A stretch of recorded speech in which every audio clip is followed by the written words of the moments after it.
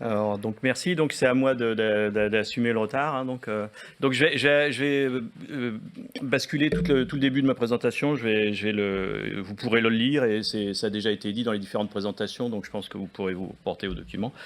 Donc moi je vais essayer de vous présenter un peu une ouverture vers les différents développements que l'on a fait, qui ouvrent des portes pour l'application du pressiomètre un peu complémentaire à ce qu'a présenté Alexandre, et en utilisant les différents outils qui ont été présentés précédemment.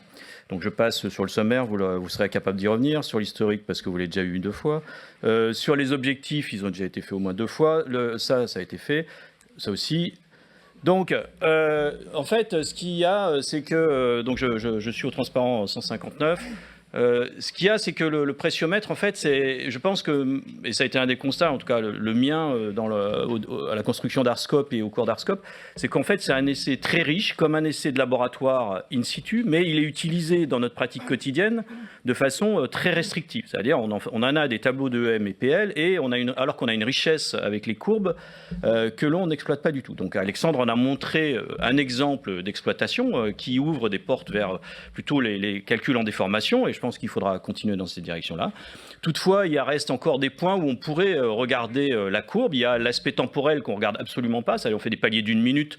On ne regarde pas du tout ce qui se passe pendant la minute. On pourrait faire durer ça plus longtemps. Donc, ça, c'est des travaux anciens. Je pense que Étienne Flavigny dans la salle, je pense qu'il s'était penché là-dessus dans le passé, puisqu'il y a le côté fluage qui est important. Puis aussi, Alexandre l'a rappelé qu'il ça avait aussi un impact sur les essais quand on faisait des essais non drainés, qu'on voulait regarder des modules. Et puis après, il y a par exemple le début de la courbe. Donc je vais vous présenter quelques réflexions que nous avons eues aussi sur le début de la courbe et la définition de ce contact, et qui peut aussi être utile, en tout cas pour regarder comment se comporte le sol, pas obligatoirement pour avoir des paramètres caractéristiques exacts. Donc là, principalement, on regarde EM et PL, donc c'est ce qui s'affiche. On va essayer de regarder s'il y a plus de choses qui peuvent nous intéresser. Donc les travaux d'Arscope, ça a été présenté par Catherine et puis très bien tout à l'heure sur les différents essais et les différents intervenants qui ont eu lieu. Les différents types de matériel, je ne reviens pas dessus parce que ça a été présenté par terre. Je tiendrai juste à m'arrêter sur ce transparent-là pour vous insister sur un fait, c'est que aux États-Unis, dans la norme ASTM, à l'origine, c'était plutôt le développement fait par Jean-Louis Briot. En fait, on fait l'essai en volume contrôlé, donc on fait un essai où on a une sorte de manivelle, là, j'ai perdu le nom de l'appareil, le Texam, où en fait on tourne une grande manivelle qui fait pousser un cylindre à l'identique un peu de l'appareil Apageo, mais manuellement, et on travaille à vitesse de volume contrôlé. Donc ici, vous avez la comparaison. Et l'essai dure le temps que doit durer un essai Ménard. Donc, si on a 10 paliers, ça fait 10 minutes à 12 minutes. Donc, si on regarde un essai, là, c'est la vitesse de pression constante ou des paliers. Si on est dans un sol, alors bon là c'est un limon à Jossigny, puisque c'était un site expérimental où il y avait beaucoup d'essais où on pouvait comparer, on s'aperçoit quand c'est bien fait qu'a priori on ne devrait pas avoir tant de différences dans les courbes. Donc là on a des essais avec monocycle, multicycle ou des essais juste monotones, et normalement dans la norme ASTM et la norme française, et c'est ce qu'on a aussi essayé de mettre dans les deux normes 22476-4 et 22476-5, ces protocoles doivent donner des résultats similaires. Donc ça, je passe parce que ça a été vu aussi, présenté par Alexandre, donc je ne reviens pas sur l'aspect. Je dirais juste que, en revenant sur ce qu'a présenté Catherine et M. Desourteaux, il y a eu des campagnes comparatives et on a excavé ce qui avait été fait par les laboratoires régionaux des ponts et chaussées. Donc on a cité Gézéquel, mais il y avait aussi Bigot, il y avait aussi Combarieux, il y avait aussi tous ceux qui ont agi dans ce cadre-là à l'époque. Donc cette base de... Comment ? Oui, Bru aussi, c'est Bordeaux, lui, non ? Et donc, tous ces gens-là ont fait des essais comparatifs et on en a fait d'autres, puisqu'on est revenu sur les sites où ils étaient allés, pour pouvoir comparer entre le mode opératoire 1971 qui avait été fait par le laboratoire des ponts et chaussées, et les laboratoires des ponts et chaussées, et l'actuel tableau que vous avez en annexe tableau C4, je sais pas, ou un truc comme ça, de la norme 22476-4. Et donc tous les essais que l'on a pu faire ont été comparés en fonction de leur mode de forage, où on a essayé de comparer la pression limite, le module. Donc c'est un peu complémentaire de ce qui était présenté. Messanges, c'était quand même la patate chaude qu'on avait parce que c'était peut-être pas le meilleur site qu'on ait trouvé de la Terre, mais en tout cas, on a eu quelques difficultés à comparer. Mais ça nous a permis de revenir sur certains modes de forage et de valider un peu ce qui avait été fait par nos prédécesseurs, et en regardant par rapport à une méthode de référence, quelle était la courbe de répartition, par exemple des modules ou des pressions limites que l'on obtenait en faisant le rapport de la pression sur de telle méthode par rapport à la pression de référence, etc., etc. Donc on avait fait ce travail-là. Et donc, ce qui était quand même l'objectif, ce qui n'était pas obligatoirement présenté dans les transparents au début de la séance. Et ensuite, donc, je vais vous présenter quelques réflexions donc, sur 3 points que j'ai décidé de mettre en avant. Donc, le cas 0, donc, qui était le coefficient sigma prime H sur sigma prime V, et puis l'évaluation du risque de liquéfaction, où finalement le pressiomètre est un peu absent, alors que tous les gens et toutes les méthodes à l'international se sont jetées là-dessus sans être obligatoirement plus pertinentes. Et la méthode de calcul du T100, c'est-à-dire plutôt l'aspect consolidation. Donc quand on a un pressiomètre, en fait, quand il vient coller à la paroi, après, bon, il faut bien sûr, soyons clairs, qu'il faut qu'il y ait quand même des qualités de forage et des qualités de mise en place et quand même des qualités de mesure adéquates. Normalement, au moment où on commence à la phase élastique, c'est le moment où on a les premiers paliers, on doit avoir potentiellement la pression qui pouvait y avoir avant le forage dans le sol en place. Donc il y a eu beaucoup de gens qui ont réfléchi là-dessus, il y a plus publications, donc je ne les liste pas, vous les avez sur les transparents, vous pourrez y revenir. Et une des idées simples, ce serait d'analyser la courbe. Il y a plusieurs méthodes, donc je ne vais pas avoir le temps, vu que je suis déjà en retard.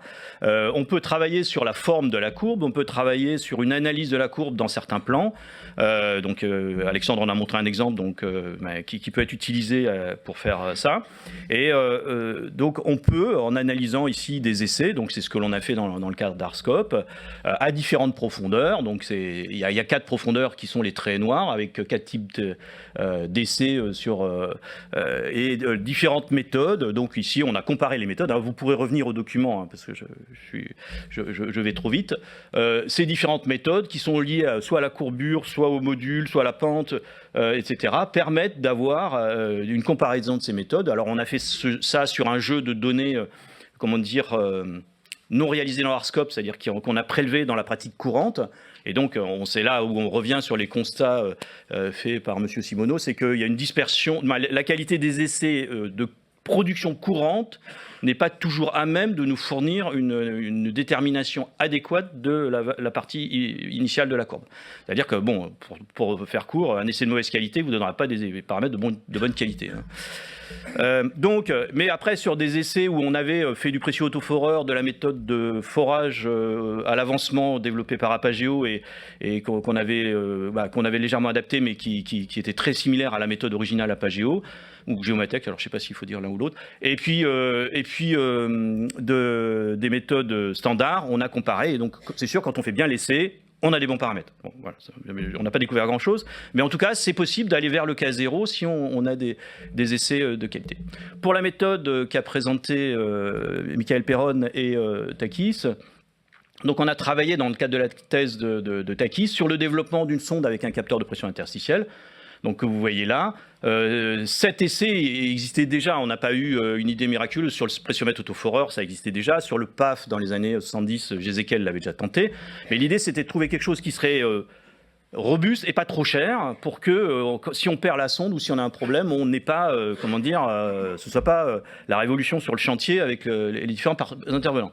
Et donc, on voit que par exemple les Japonais, parce qu'il y a un gros enjeu au Japon sur la liquéfaction et sur les aspects sismiques, ont déjà beaucoup réfléchi à ça. Donc il y avait déjà Masuda qui avait travaillé là-dessus en 2006, où lui il faisait un essai compliqué parce qu'il faisait essai de cisaillement alterné entre le haut et le bas pour faire du cisaillement simple. Kazama, qui est très récemment, au mois de mai, j'ai rencontré le professeur Kazama, lui, alors j'ai eu presque l'impression qu'il avait copié ce qu'on avait fait, mais en tout cas, il avait des capteurs très proches de ce qu'on a développé, et lui aussi a essayé de développer un essai où il y a la mesure de pression interstitielle, et il y a des essais cycliques, donc comme quoi les grands esprits se rencontrent. Et donc, on voit que c'est une recherche que font beaucoup de gens qui s'intéressent aux précieux ou qui trouvent que l'essai pressiométrique est un bon essai. Et donc, l'idée qu'on avait derrière la tête, c'est de se dire qu'au laboratoire, on fait des essais cycliques qui tentent de simuler un phénomène physique et qui amènent à la liquéfaction, et on a des critères, bon, je ne rentre pas dans le détail des critères de définition de la liquéfaction, et ça nous permet de tracer un certain nombre de courbes qui nous mettent la résistance du cyclique du sol en fonction du nombre de cycles que l'on est capable de lui appliquer. Et donc pour ça, on applique un signal sinusoïdal. Pour l'essai, comment dire, pressiométrique, on s'est dit, on va faire la même chose, et donc les autres aussi, hein, pas que nous. On va faire des essais avec des cycles et on va mesurer la pression interstitielle et on va mesurer aussi la variation de volume. Donc je pense qu'il y avait des travaux qui avaient déjà été initiés par l'École des Ponts, Jean Canoux et puis Jean-Claude Duplat. Et donc on a essayé de poursuivre. Ils accepteront peut-être pas qu'on les cite, mais je vois que Jean bouge la tête. Mais en tout cas, on a essayé de poursuivre leurs travaux et de le faire d'une autre façon pour essayer de déterminer ces courbes-là. Le chemin suivi lors de la thèse de Jean-Claude Duplat n'était pas exactement le même, mais on l'a un peu dévié, mais c'était la même base. Et ce que l'on a fait, c'est qu'on a repris les essais en chambre d'étalonnage qui avaient été réalisés, plus ceux faits par Takis, pour pouvoir essayer de voir si, pour certains sols, à certains indices de densité, on était capable de retomber sur des courbes cohérentes avec ce qui était fait en laboratoire. Donc, une fois qu'on a eu prouvé ça, et qu'on avait défini un CSR adapté au pressiomètre, vu que le mode de sollicitation n'est pas exactement celui du triaxial, donc en reprenant les bonnes contraintes, de pouvoir essayer de le prouver sur différents sites expérimentaux. Et donc c'est ce qu'on a fait en bas. Je passe trop rapidement pour pouvoir rentrer dans le détail, mais on retrouve que globalement, si on utilise la définition du CSR que l'on a, on retrouve ce qui a été fait au laboratoire, puisque les courbes noires, c'est ce qui a été fait au laboratoire, et les points sont ceux obtenus au pressiomètre sur différents sites. Donc je vais focaliser juste sur quelques exemples de sites. Donc là, on est allé sur un site qui était un site avec Jean-Claude Duplat, qui était un site dans un projet ANR qui s'appelait Belle Plaine. Donc là, on a repris les données pour les réinterpréter, mais on avait, avec l'aide de Jean-Claude Duplat, on était allé faire des essais sur cette station d'épuration là qui est par là. Alors là, je sais pas, le truc a bougé, mais un joli endroit très très beau dans la mangrove avec une centrale d'épuration, et donc où on a fait des essais où vous voyez le profil pénétrométrique avec les risques de liquéfaction indiqués et les fuseaux granulométriques classiques par rapport à ce qu'on a l'habitude d'avoir comme fuseaux de référence. Où on voit que donc il y avait des potentialités de liquéfaction sur certains horizons. Et donc, bien sûr, ici, la difficulté de l'essai pressiométrique, contrairement au laboratoire. Au laboratoire, vous voulez faire un indice de densité et vous faites des pressions et vous avez un résultat. Ici, le sol, il est tel qu'il est. Vous le forez, donc vous ne pouvez avoir la valeur que pour l'indice de densité réel présent dans le sol. Et donc si vous êtes dans une couche liquéfiable, c'est liquéfiable. Si vous êtes dans une couche non liquéfiable, c'est non liquéfiable. Donc vous avez plusieurs résultats pour le même site. Donc c'est comme si vous faisiez toute une série d'essais. Donc c'est pour ça qu'il ne faut pas regarder les essais avec le même regard que pour le triaxial.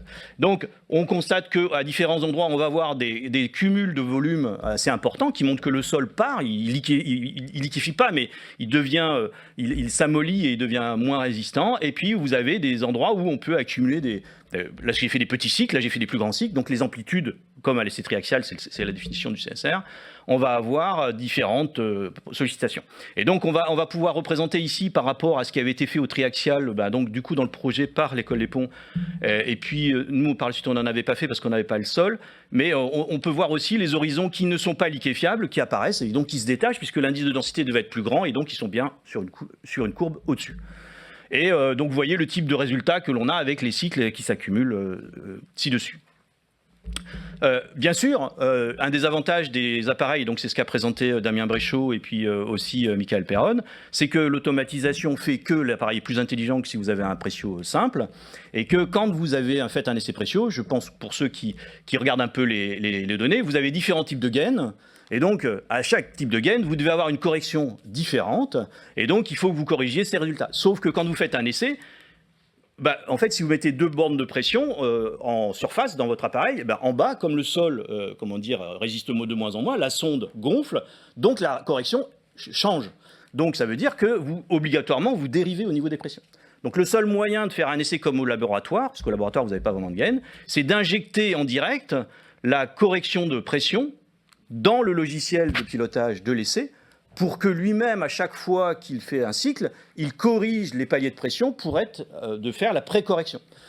Bon, je ne rentre pas obligatoirement dans le détail, mais une fois que vous avez fait ça, vous c'est laissé quand vous ne corrigez pas, en direct, en live, en temps réel. Et quand vous corrigez, ben, vous réussissez, donc c'est ce qui est le plus noir par rapport à ce qui n'est pas corrigé, vous avez bien une courbe qui reste entre deux bornes de pression au niveau du sol, tel que vous le voulez, et non pas au niveau de l'appareil. Et donc, j'en ai encore quelques, mais je vais...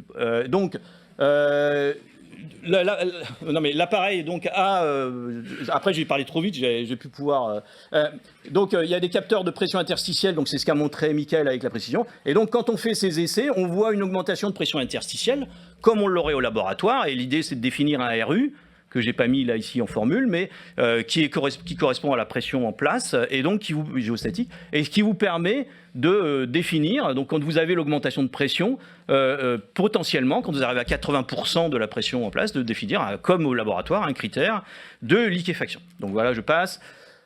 L'autre possibilité, donc c'était, on est parti sur le fait que souvent on ne fait pas des essais cycliques, on a que des essais monotones Ménard, sachant que pour le SPT, le pénétromètre et la VS, vous avez des courbes de méthode simplifiée. On s'est dit qu'on pourrait proposer à la suite de Bouguera, parce que je pense que Pierre Fauré avait fait d'énormes travaux, je pense qu'Alain Puech devait être pas très loin à cette époque-là, où il avait peut-être... C'était peut-être après, mais en tout cas, Pierre Fauré a déblayé énormément le terrain, et donc il y avait des thèses qui avaient été faites à l'époque, mais il ne regardait pas obligatoirement la pression limite, il ne la normalisait pas, donc ce qui fait que les résultats ne se conformaient pas à ce qu'on avait l'habitude d'avoir.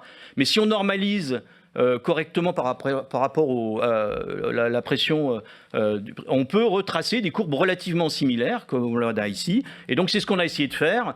C'est ce qui va apparaître après. Mais pour compléter ça, j'avais besoin d'avoir d'autres informations. C'est peut-être d'abord la classification, c'est-à-dire la quantité de fines. Je ne sais pas si vous savez, mais ces méthodes simplifiées, elles ont besoin de la quantité de fines à un moment donné pour pouvoir faire les différentes courbes. Donc je me suis dit que je pouvais peut-être utiliser le pressiorama qui avait été développé par Jean-Pierre Beau, mais je trouvais que c'était, désolé pour Jean-Pierre, mais je trouvais que c'était pas assez précis pour pouvoir réussir à aller à la quantité de fines. Et mais je me suis dit que si on compare le SPT au pressio, on aurait obligatoirement une corrélation. Et je suis plutôt parti sur de scruter les différents paliers de temps, en me disant que si j'ai un sol qui est argileux ou un sol sableux, j'ai pas la même qualité de drainage, et donc je ne vais pas avoir la même courbe, entre guillemets, de consolidation autour du pressiomètre. Et travaillant là-dessus, j'ai essayé de créer, donc on voyait ici des sols, alors on ne voit pas du tout parce que la résolution n'est pas très bonne, mais les groupes verts et les groupes jaunes correspondent à des groupes ou de sols plus sableux, ou sur tout un tas d'essais qu'on avait dans la base de données, ou de sols plus argileux. Et on voit bien que la pente de ces courbes peut permettre d'accéder à une forme de finesse du matériau, et donc de son aptitude ou pas à drainer. Et donc, connaissant cette courbe-là, donc en ayant un essai standard, mais en travaillant sur la valeur à 1 seconde, 15 secondes, 30 secondes, 60 secondes, de remonter à une fraction de fine qui serait obtenue et qui nous permettrait donc c'est ici, vous avez l'équation de la courbe qui est à droite. La normalisation qu'avait pas fait Pierre Fauré, que je cite, qui est la normalisation que vous avez pour le QC, pour le NSPT, etc.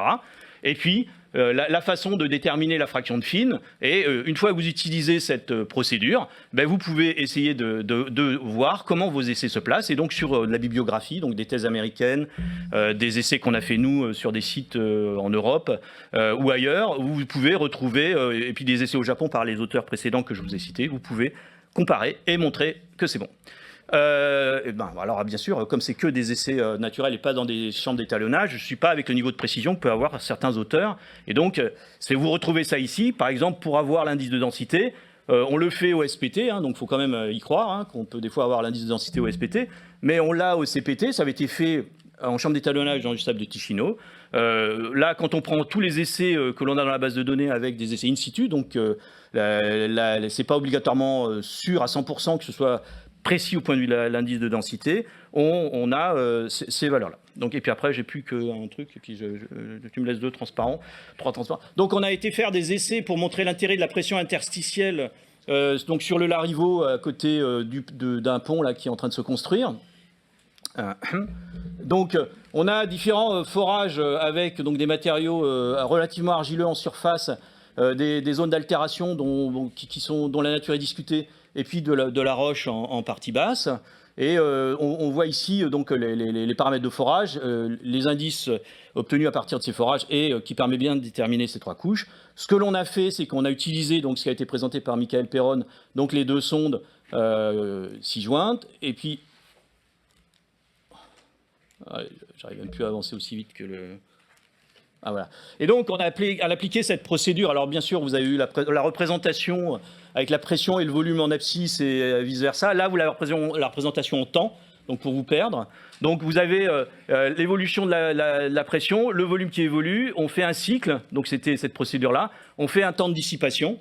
Et puis après, on fait, comment dire, on décharge. Et donc, cette valeur de dissipation nous permet de mesurer la dissipation de pression interstitielle au niveau du capteur de pression interstitielle en fonction du temps. Et avec le dépouillement adéquat, ça nous permet de remonter à un T50. Et donc, ce T50 peut être utilisé donc, pour à la fois définir des modules dits, je dirais, calculés, drainés, mais un peu comme la définition du CU+U, et de le comparer. Donc, vous pourrez regarder les courbes à tête reposée, puisque je n'ai pas le temps de les commenter, à comparer par rapport au module Ménard classique ou au module des cycles classiques. Et l'intérêt, si on regarde pour tous les niveaux où on a fait des essais de dissipation, là, à la roche, vous pouvez regarder là où le pénétro n'a pas pu aller, on a pu faire des essais de dissipation avec le pressiomètre. Voilà, et je pense que donc vous pourrez comparer et regarder dans les documents ce qui a été fait.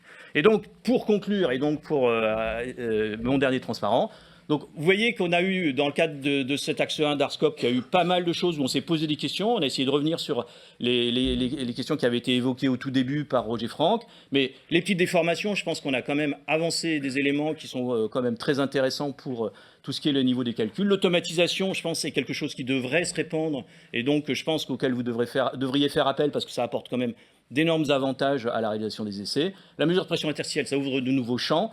Les procédures d'interprétation, pareil, je pense, comblent un besoin qui existait. Voilà, puis je vais m'arrêter là et je vais laisser Julien.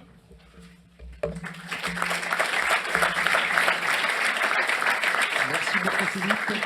Merci beaucoup Philippe, désolé de vous avoir pressé. Je vous propose juste de prendre une question ou 2 questions rapides avant la pause.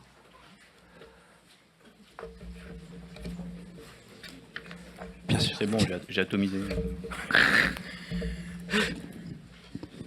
Étienne Flavigny, retraité. Est-ce qu'il n'est pas illusoire, vu les difficultés de forage, de vouloir étudier la liquéfaction de sable plus ou moins lâche avec un pressiomètre? D'un point de vue pratique. Tu cherches la bagarre. Excuse-moi Philippe, mais félicitations pour ton exposé. Non, alors bien sûr... j'ai pas précisé les méthodes de forage qu'on a utilisées pour les sols liquéfiables. Il ne faut pas imaginer que c'était les mêmes outils qui ont été présentés sur un transparent après, c'est-à-dire que c'est pas au tricône qu'on fore un sol liquéfiable. Donc nous, alors peut-être que comme on était un peu dans la logique des labos des ponts, donc nous on a toujours foré à la tarière à main jusqu'à 15-20 mètres pour faire des essais. On peut forer jusqu'à 15-20 mètres sans problème avec la tarière à main. Bien sûr, ça demande un effort physique non négligeable. Des fois l'aide d'une machine à côté pour soulever certains objets lourds, mais on l'a fait en Guyane, donc c'était en Guadeloupe. On a fait jusqu'à 20 mètres, mais en faisant à la bentonite et en allant tout doucement pour forer mètre par mètre. Donc bien sûr, ça n'a pas la productivité idéale, sachant qu'en lui-même déjà l'essai dure 1 heure. Si en plus on fore à la main, je suis d'accord avec vous, le modèle économique n'est pas obligatoirement idéal. Mais on ne l'a pas fait au tricône ni à la machine. Merci. Une autre question? Dernière question? Je crois que j'ai vu la main levée là, en premier. Oui, merci là, pour ces exposés. Oui, alors sur la mesure de la pression interstitielle, donc déjà les systèmes de saturation... Tu te rappelles que tu dois te lever. Hein. Ah oui. Jean Canou de l'école des ponts. Donc les dispositifs de saturation là, du circuit de mesure, ça se présente de quelle manière sur la sonde? On a tout recopié sur ce qu'avaient fait nos prédécesseurs, en tout cas ce qu'avait la mémoire. Et aussi comme ce qu'on faisait avec le Cambridge, parce qu'on a fait pas mal d'essais avec le Cambridge in situ avant. Donc en fait, on a fait et donc on sature. Alors soit on sature avec de l'huile de silicone très fluide en mettant le vide et en mettant l'huile de silicone, soit donc pour préserver dans les zones non saturées, pour pouvoir atteindre les zones saturées en restant avec le capteur de pression et la pierre poreuse saturée. On a travaillé un peu sur les pierres poreuses, donc on s'était intéressé à l'ouverture de pores des pierres poreuses. Et pour faire court, c'est ça. Et tu peux resaturer éventuellement la sonde. Ça, on le voit sur le capteur, on le suit, ça resature. Parce que ça, c'était, oui, sur le pressiomètre autoforeur, c'était possible de resaturer en profondeur. Oui, et une fois que c'est saturé, on mettait un bout d'argile pour que ça reste un peu saturé, voilà, jusqu'à les descendre le forage. Oh, ok. Alors, sur l'approche liquéfaction, en fait, les hypothèses qu'on a fait, nous, c'est que l'essai de pressiométrique, il est drainé dans les sables. Tu prends un sable pur, l'essai pressiométrique est drainé, soit monotone, soit cyclique. Et l'approche qu'on avait retenue à l'époque, c'était en fait, on faisait des essais cycliques, et donc on mesurait l'accumulation du volume de la sonde au cours des cycles. Oui. Mais on ne déroge pas du tout à ça, on est resté dans cette logique-là.